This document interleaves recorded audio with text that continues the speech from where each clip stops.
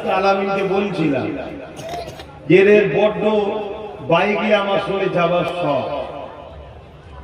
রোজাটা হয়ে যাক, বেলা বড় থাকবে, একবার আসবো, 20-30 কিলোমিটার ঘুরবো। কত বাইক আছে বাড়াতে হবে, পুরো যত গলি গালা আছে, বাপ ভাই মা বোন সবার দেখা পুরো এলাকা ঘুরবো। হুজুর যাবে, হুজুরের সাথে তার ভালোবাসার ভাইরা যাবে। কথা বুঝে আসছে না? না, এই এলাকা আমার দাদা হুজুরের এলাকা। প্রতিটা গলিতে গলিতে গলিতে গলিতে সব দাদা হুজুরের। বলুন আলহামদুলিল্লাহ।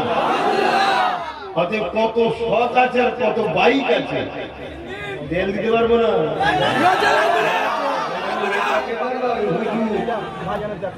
দোয়া দেবো, যদি বলেন যে দোয়ার কাজ না, তাহলে গেছিলে কেন?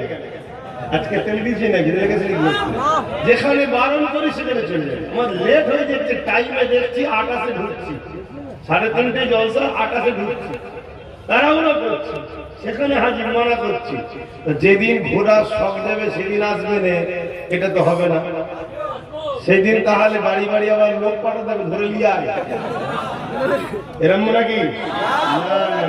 ধরে আনতে আল্লাহ সকল দাদা হুজুরের আওলাদদের প্রয়োজন হয় না। বলুন ইনশাআল্লাহ। আর বিশেষ করে আওলাদরা সবাই সম্মানিত, কেউ ছোট নয়।